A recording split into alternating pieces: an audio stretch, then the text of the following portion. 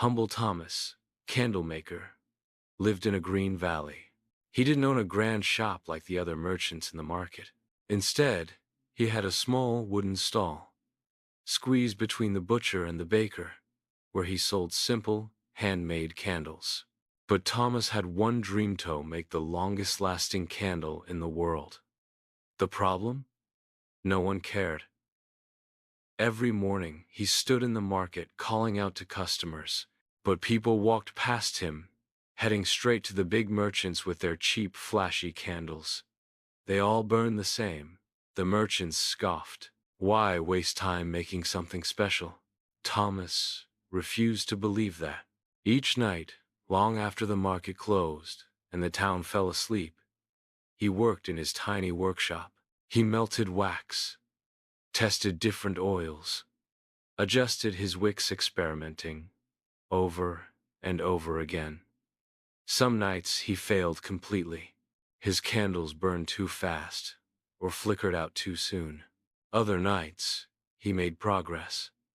The flames burned brighter, steadier. But the townspeople still laughed at him. "You should just sell what people want," they told him.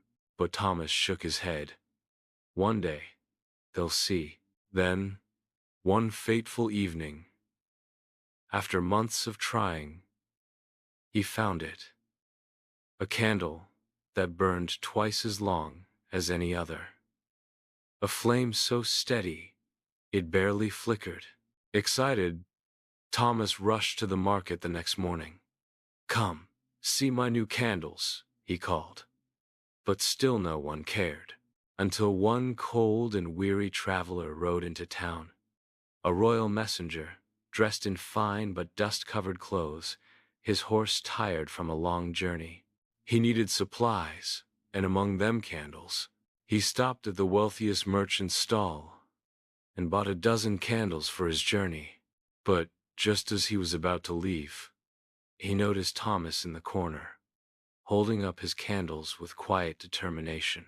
"You there," the messenger said. "What makes your candles special?" Thomas smiled. "Try one and see."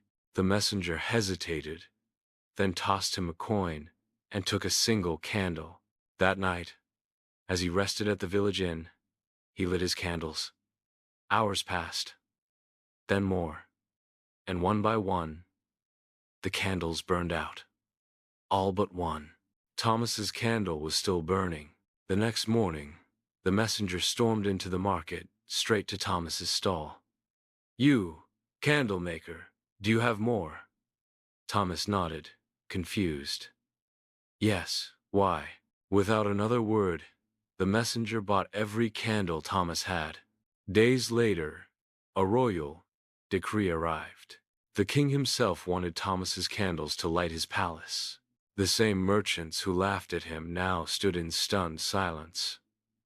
The man they mocked was now the most sought-after candlemaker in the land, and all because he never gave up.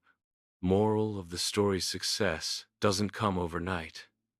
Diligence, patience, and the pursuit of excellence will open doors you never imagined. If you enjoyed this story, like, comment, and subscribe for more inspiring tales. Comment.